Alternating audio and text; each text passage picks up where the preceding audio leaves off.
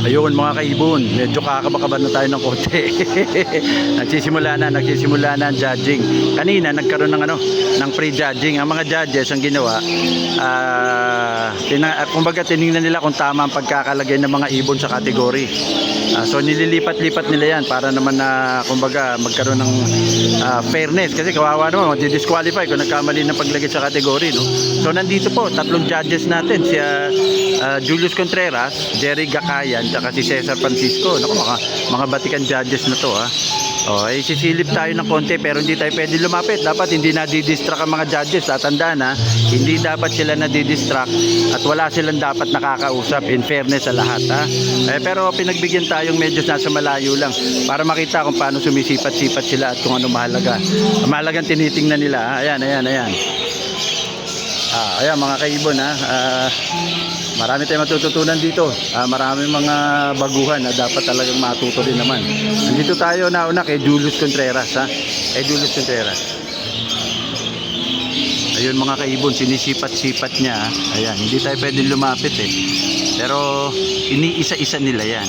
Kumbaga, tinitingnan sa standards kasi bawat species may kanya-kanyang standard. Ganyan ang kalakaran sa bird show. So tinitingnan nila kung pasok sa lahat sa standard.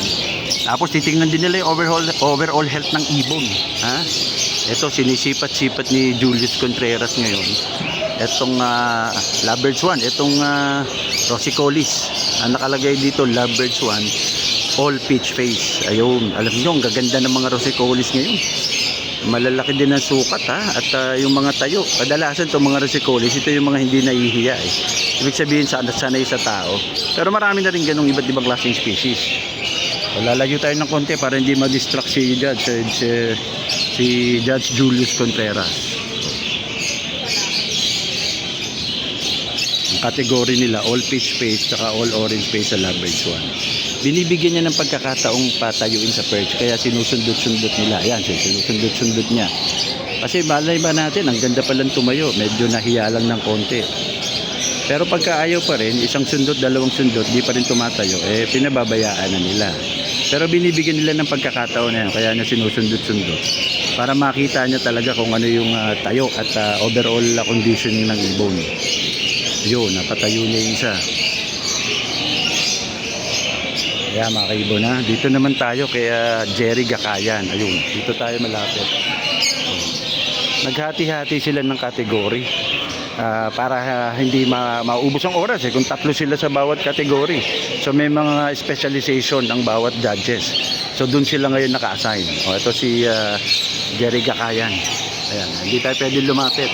Ang sinisilip-silip naman niya itong all normal green na Fisher and Personata. Ayun, mukhang yun ang specialization niya. Sinisipat-sipat niya ngayon. Tinitingnan yung standard, yung sukat, yung sizes, kung medyo may konting yabang sa tayo, hindi ba mailangin. Ayan, sisilip-silipin niya talaga yan para naman fair sa lahat. Ayun, kitang-kita natin si Judge Jerry Gakayan, Judge Jerry Gakayan yan.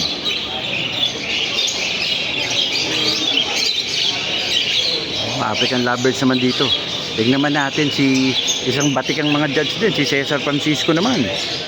Cesar Francisco, isa sa mga veteranong judges naman talaga to. Nasang kategory ba siya? Sana malinaw kasi medyo malakas talaga ang boses nitong itong mga huni ng ibon natin. Wala pa naman tayong noise cancelling ng mga apple. Ito po si Judge Cesar Francisco. Kakatail ang kanyang ang kanyang specialty dito siya nalagay, Ayun, kanina pa siya sumisilip-silip dito. Tinitingnan. Ang gaganda ng mga tayo, Kita ba? Hindi ko ma-zoom masyado. Sandali. Ayun. Gaganda rin ang sukat, Mukhang hindi mahihain itong mga kakatil. Sa totoo lang, lahat nagpe-perch ng medyo maayos, Ayan. Kanino kaya to? Mukhang nai-excite na. Ayan, yung mga nanonood sa labas, maya-maya lalong exciting na yan pagka magkakapilian ng finalist. Si Judge Cesar Francisco. Yun naman. So pipili po sila ng finalist sa una. Tapos yung finalist na yun, uulit yan sila uli. Iikot uli para naman na damputin naman yung finalist. Pipili na ng top 3. Top 1, 2, 3 sa bawat category. Ayun.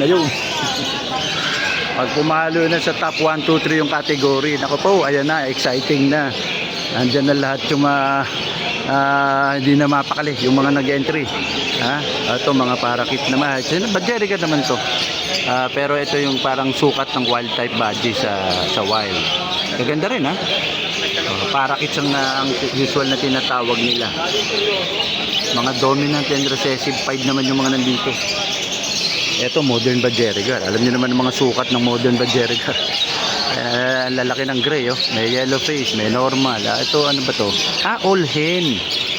May ang ano pala nila, ang kanilang category Bajerica na modern Bajerica na all hen. May ganun pala Okay.